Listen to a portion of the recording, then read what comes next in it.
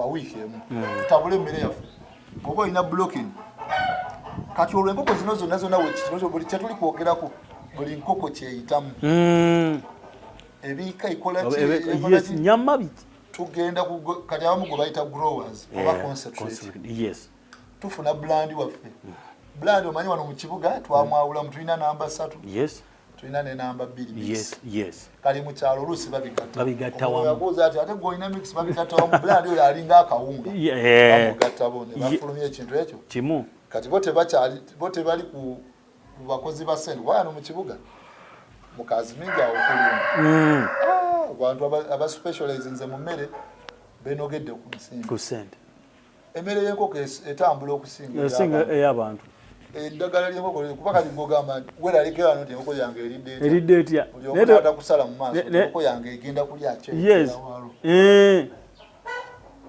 era waalo ekituufu omuntu kyangu okweraliikira enkosinga abantu balina ewaka omuntu ogamba nti munywe ku caayi ngende mu tawuni nja kuba nina solution yes bomanya nti sayo najja bakipinga weki naye goyo terina kuba bwogezaako okugamba olinga nti kanteekemu kino oba ova mu layini ya target gyoyagala yonna yonna tuli ku wiiki yaffe kati twolekedde wiiki eyokubiri wiiki eyo ku maani ne tugema Newcastle ne tuziteeramuko ka vitamini ako nnaku ngaera 3 awo ne tuwatchinga space koko eno erimu bulwadde ki bwe twetegereza olaba kubiwa brown n'opulayinga coccidiosis n'opulayinga awekidu ddagala erimuko sulfate yenayo madagala mangi agayo yes onyonyola amadagala go mangi awo ne gatuyamba ku ekyo ne tutambula kati olwo tutabula tugenda ku feeding tulina kutabula mmere nakugambye zonna eziri mu layini zitwogeddeko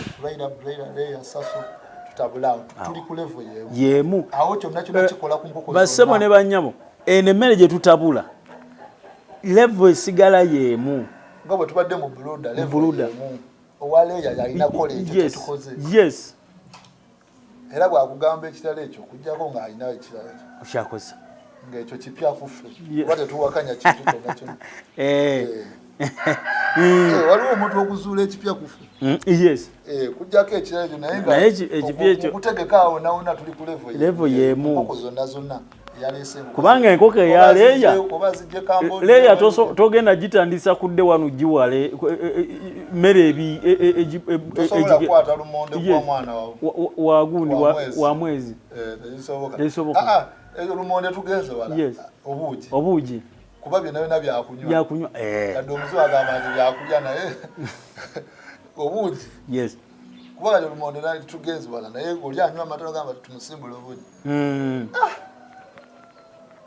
era omusawo akuvumira bwoba mukazi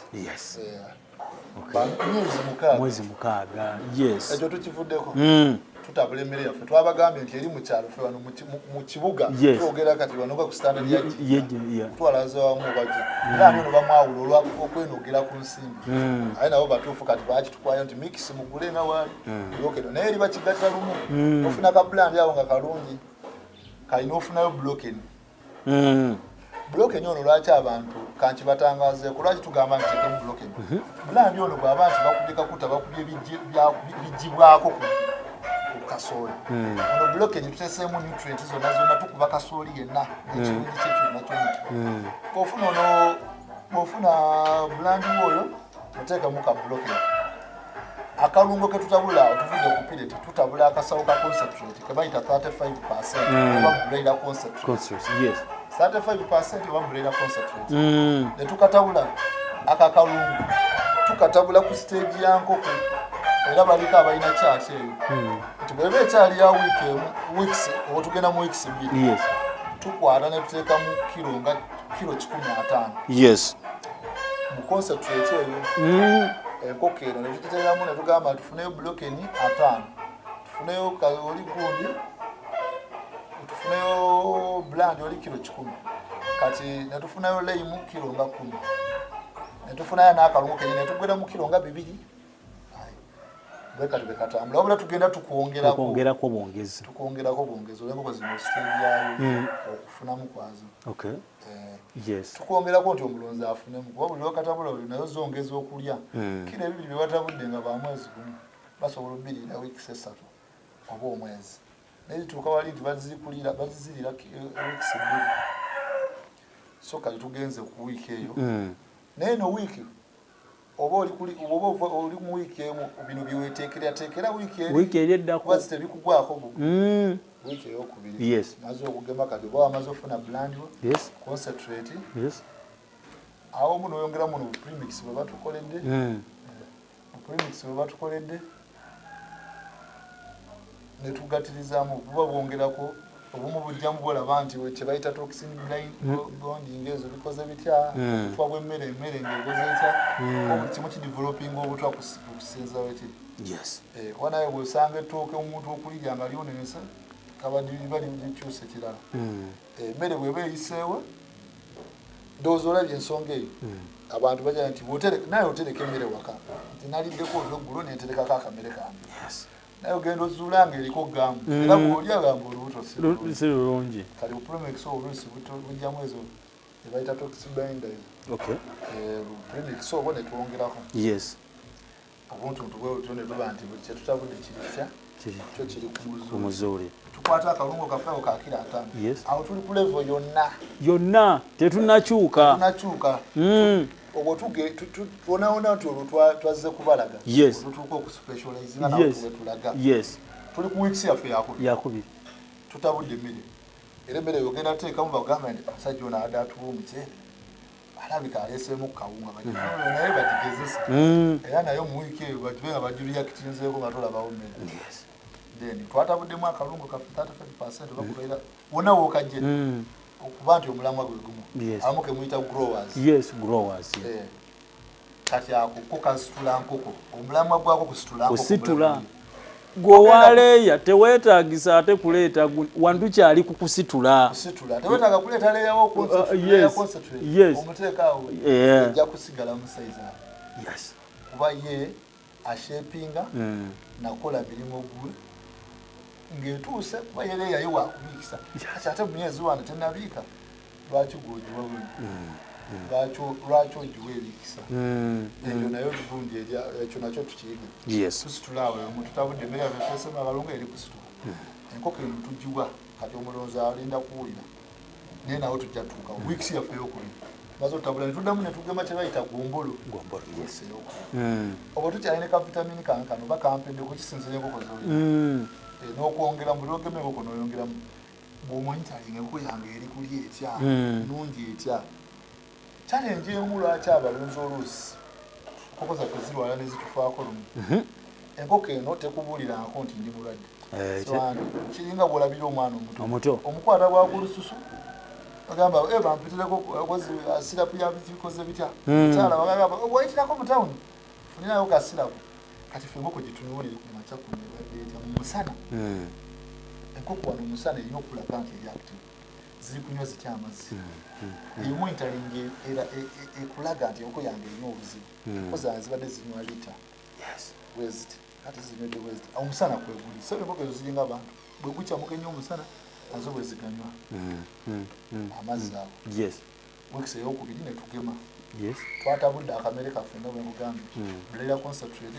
tuteesemu bloken tuteesemu bland oyo yenna aliwo bland aliwo yenna tuteesemu lime abantu abo lime bamwerabira nnyo mutuuka ku wiikisi yakusatu ku mwezi enkoko ne zigwa amagulu namugamba ate nze lime bikoze abantu abasinga okulunda broiler tebateekamu lime oyo akola nnyo ku magumba tokola broiler ebeerawo wiiki emu baba bali kali broiler oluusi kigikosa netuba netuteesemu oluusi netufunayo obudagala nga major level bugenda kola lime oyo mumenyeremenyere abantu tugeze nina ettani yange ey'emmere lime oyo neetaagisaamu kipimo ki lime oyo obuuziza ekibuuzo kirungi ettani y'emmere lime oyo ye kilo zaffe 100 kilo 10 lime oyo percentage etumalirako koti kuba oba weetaaga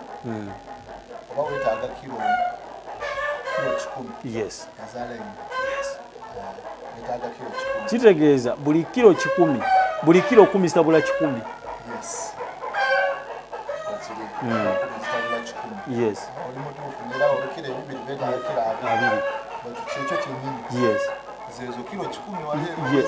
kati tukompatina yes tukidizaawo awo kati awo tuli kugema emmere tugikulaze tugitabula tugemye wiikisi ey'okubiri gombolo tumaze omugema twesembuka vitamini awo tuli bakumonitaling kyetaagisa atya okubitala abamu muleeta abasawo omulundi gumu naye nga naye wandibaddewo mu monitaling era bw'omonitaling enkoko yange teri active tubadde kuli ku nsonga naye obwo tekugamba nti wano wali kunuma wabula ofuna obudde n'ogamba nti guno weekend anteekamuko eddagala mpisewo wiiki emu in case of an incidence ejja kusanga enkoko eno emedde ku ddagala ejja kunuma ate enkoko zaffe ziba mu mwezi gumu teziwanga koko terina kyewala nyo kiryawo era ekisinga okulumba enkoko kokodiosis olwerumbaawo oluusi n'omusujja ku nkoko eziwangalawo waliwo awo kiruusi nga liwo kyebatagema nga fowolo typhoid omusujja gusobola okulumba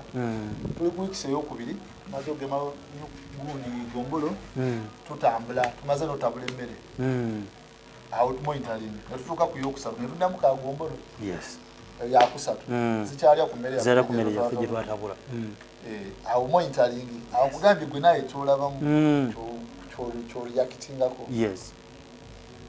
tugenda ku yokuna ku yokuna eno oluusi mbagamba waliwo akadaga kabayita Newcastle waliwo IB ne Newcastle tumuddamu ku yokuna Newcastle yegotera okuddamu ombolo tuba tukomyawo wiikisi zaffe yakuna wiikisi eyokuna ombolo IB tumugattanga ziri infectious ezona netugattako ne Newcastle waliwo doozi eyemu oluusi osobola ozaawulamu waliwo IB n'ogema paka weeks yakutaano n'oddamu awo IB n'osembayo Newcastle ku wiiki eyokutaano oluusi n'olikombaini olw'ensonga nti Newcastle wamugemyeko mu kusooka wezeza wiiki simeka eba nkoko era tuba tugibalira mu grams ng'erayingira kilo emu era mubaamu ezikola kilo braille eba eri mu kilo emu ndowooza ekyo kinootinza braille eba eri mu kilo emu era abamu bazitundirawo kati kwera layers era naye eba nkoko ng'ekunukiza okuyingira kati awo tuli kuliisa emmere yaffe era emmere eyo gye tuddamu okuliisa omwezi omulala tetuyingira emyezi egyo kati awo alina leya olina okwongera okusirisa byoba bwoba olina eddoboozi lyoyongeza likendeeza owaleeya ng'oyagala yingira mu leeyo zirina kati waneeno esooka okendeeze music jako tv oba dola 200 omulundi gumu sooka otuula okakkane va wali abaana baleekaana yesebo kati awo tuyingidde wiikisi zaffe emyezi ebiri tuziteekako bwa wiikisi zitya myezi ebiri kitundu enkoko eno yonna neebika etuweera amagi ku myezi egyo ena abamu bakuba essimu matovu bikibi kyenkoko bampa enkoko nzirisiza naye mu myezi 7 zitezibiika enkoko ezo waziwa emmere eno nezisuuka mu kiro nezizitowa bw'ogisala erina amasavu eri fata eri yonna terina kyegenda kuwa magi kati olwo waleeya bwe wano wetukugambye nti ku wiikisi zino ebiri tuswikinga n'ovaayo ku kalungo kano n'oleka agenda otunda Christmas agenda otunda Easter kuba yaba ayongera kupika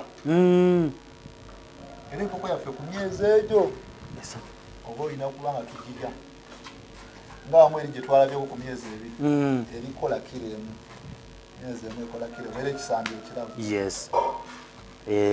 era bwe wabaawo nti ate egizemu bweti nti egwa mu friday wali eri bakubeera mu nvu eba ekyabulamu naye ku myezi egyo okujjako ng'ogamba olinzeemu awo bw'ate nagenze ku woteri nefuna ebimeremere abamu mugulina omuzogo nadde ndiki enkoko eno buli lwogikotogera yeeguza enkoko zino zo zikulagirawo enkoko y'amagi bw'omisteringa mu mmere oyo wiiki tofuna magi day and then bw'oba nti ziri kundira ekikulya ekyeggulo nga teziridde emmere ennungi result ku makya ozirabirawo okeera ku makya kuba kubeza enkoko tukeera ku makya n'oziwa bw'amazzi awa dakika nga 3 n'oteekamu emmere oba ng'oli kulonda ku magi etegeeza amagi gano tegadipendinga kumerera ku makya gye walisiza olugulu. Yes. Tuswitchinga ne tudda ku kalungu ke bayita 20%. 20%. Ono waleya. Oyo waleya. Kati gwe wa Braila. Yes. Braila. Yes. Saso. Wabula n'owa Saso. Ayagala zibiike. N'owa Kweira. Owa Kweira. Ayagala kola parent. Yes. Tugeze kusanze nti oyagala tegeka parent. Yes. Naye wano tuli kudda wano. Yes. Wano era twanakuwadde notice nti lekayo agenda okulondeza Christmas. Ezaidi. Ninayo omukolo matovu ninamuwa empoko. Yes. Ninayo biki ebyo. Ninayo birthday. Akwatera inyero. Era bw'aba alisiza bulungi mubalira bwa myezi ebyo. Atunde oba akozese kyayagala. Aba empanga asobola ogitunda emitwalo 3. Yes. Enkazi aba asobola ogitunda emitwalo 2. Yes. Yes. Kyesinzira. Tulimu matovu agenda otwala zonna. Ndekeraako ebbiri twala ebiri. Yes. Yes. Mulimu ono njagala kulyako leero nina omugenyi. Yes. Era ddala ebiri akasanga. Yes. Kati olwo tuswitchinga ne tudda ku kalungu ke bayita layer concentrate. Yes. 20%. 25%. Yes. Bulunzi aluddemu gy'aba akimanyi. Era atuuka n'abuuza ati mbaako 20. Yes. Kati obulungu obwo bulimu ebika nga bisatu. Nakyo ngenda kibatangaiza. Mulimu 20%. Mubeeramu 5%. Mubeeramu 10%. N'obulungu buno baabukola nga babeesinga. Nti waliwo matovu alunda enkoko 1,000. Waliwo matovu alunda enkoko emitwalo 3. Era akamu mu kutabula obutabuzi katabula 10%. Akalungu akamu katabula ettani 4. Akalungu akamu. Yes. Owekiwulira? Kali ko katabula ekkiro ebyo. Ekkiro 2. 20%. Kati 5% naye bw'atyo. Tetujja kubimenyaamenya naye bw'oba oliko pasenti era birina by'oyongeramu. Oya gagamba nako sebo sikakugula nteeke mu pulaani. Oyongeramu soya ekkiro nga 2. Oyongeramu ebintu bwebityo. Yes. Pulaani olina kilo z'okummako nawe nebolakola n'olyoka ofuna ttani yaako. Kola ebigamba katabula ttani. Wabula awo balina engeri bakizannya.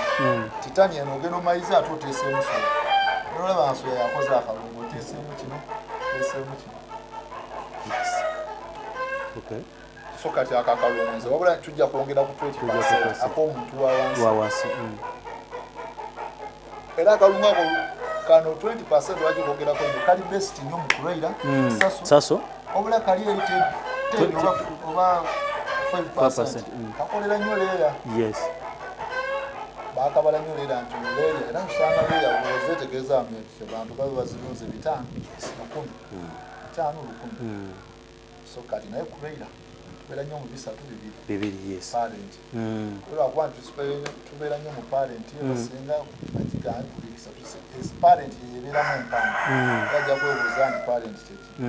Era kati bw'ateekateeka empanga kati eno layini gye tuliko. N'owaleeya kuba yo mulya kimu. Enkoko zirya kimu awo agenda kufuna ku gi. Tuswitchinga kati tukyusa kalungo. Kalungo wali eri. Brokeni tukyusa akalungu. Brokeni ono nena blandi wafula namba 3. Okay. Atotambula tetuna kye twongeramu nnyo.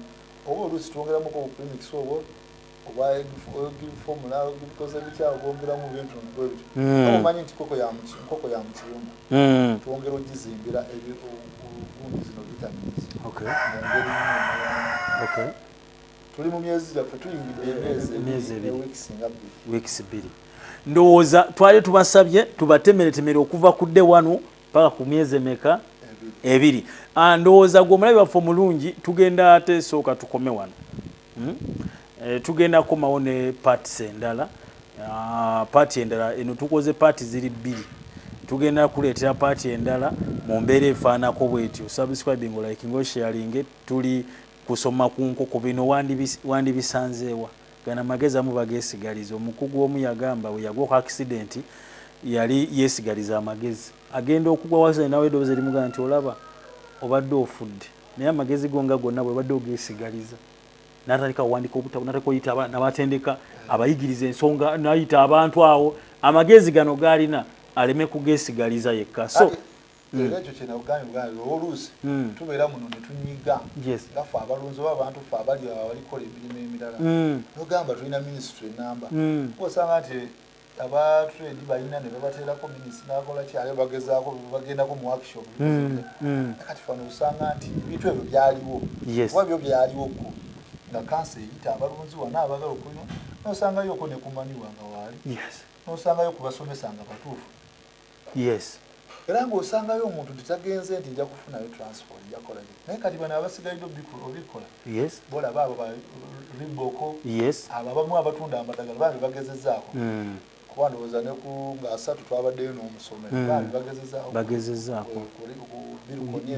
bagezezaako tera abantu nga gweogezezaako kyova olaba bo kyola anze nsooka okwebaza negamba nti amagezi gano kuba nange onsanga nago naye nga sina ngeri gyenkola yogashalingamu ate oluusi nange nengamba nti nze mbeera wano omuntu nakubira essimu engamba nti bwe ntuza olusomo nkwagalako emitwalo ebiri nange ntuule wano mbe nga ndikuwa kuba kyendikuwa bugagga kuba bangi ababifunye era nakitandikiramu nekibanga kimuyambye era ffenaffe bingi byetulabiddeko netubanga osobola otandika ekikyo ate era nakyo noli era n'ogenda omusungu gwokomawo n'omusungu walabolaki so abalabi baffe bonna gye bali okay kameramani nozasooke tukome wano eno tujja kubanga tukolaki nga tuddamu Farm Business Uganda ekitongole ky'abalimi n'abalunzi bano bawa abalimi n'abalunzi amagezi agabayamba okwekulankulanya n'okwenyumiriza mu bye bakola gwe omulunzi ow'enkoko omuli eza broilers, crailers, saso, layers ne loko jangu ofuna amagezi ku ngeri ey'ozirabiriramu olyoke ofuna amagoba ate bwe kituuka ku byennyanja basima ebidiba n'okusomesa ku nnunda ennungi ey'ebyennyanja omuli empuuta, emali, engege ate tebakoma okwo bakuyigiriza n'okutabula emmere y'ebyennyanja okusinzira ku stages ebiba biriko omulunzi ow'ente, embuzi, endiga, obumyu nawe batuukirira ofuna amagezi aba Farm Business Uganda bakowola naawe alunda embizzi okubeetanira anti bakufunira breed z'embizzi ennungi ezikula amangu omuli Landrace, Large White, Hampshire kuteka ne Cambrough gw'omulimi n'omulunzi lekera kwemulugunya beekwate tojja kwejjusa bakufunira ensigo kwoteka n'okusomesa ku ndima y'omulembe ekwatagana n'ebibala omuli emicungwa emiyembe amapaapaali obutunda n'ebirala bingi gw'omulimi wa vanira naawe teweegayaalirira anti aba Farm Business Uganda webali okuyamba gw'omulimi w'ebitooke naawe jangu obeebuuzeeko ku butya bw'osimba ebitooke ne bitakuwa kiwuka ate ne bibala bulungi funa amagezi ku kika ky'emiti egikula amangu egigumira embeera y'obudde omuli emisizi peyini kalitunsi emivule n'ebika by'emiti ebirala bingi aba Farm Business Uganda bakuyambako okufuna ebigimusa ebirungi eby'omulembe okuli eby'omu ttaka n'okufuuyira n'amadagala ag'enjawulo agayamba ebirime byo okukula obulungi nga tebirumbibwa biwuka ebirime omuli mwogo, soya, kasooli, lumonde, kabeji, ensujju, watermelon, ennyaanya, obutiko, ebijanjaalo n'ebirime ebirala bingi ebintu bino byonna bakuwa amagezi ku byo okossaako n'okubikufunira okumanya ebisinga osobola okubirako aba Farm Business Uganda ku 0753 19 95 12 oba 0761480004 osobola n'obafunira ku WhatsApp ku 0752 83 84 89. Farm Business Uganda, farmer to farmer, mulimi ku mulimi.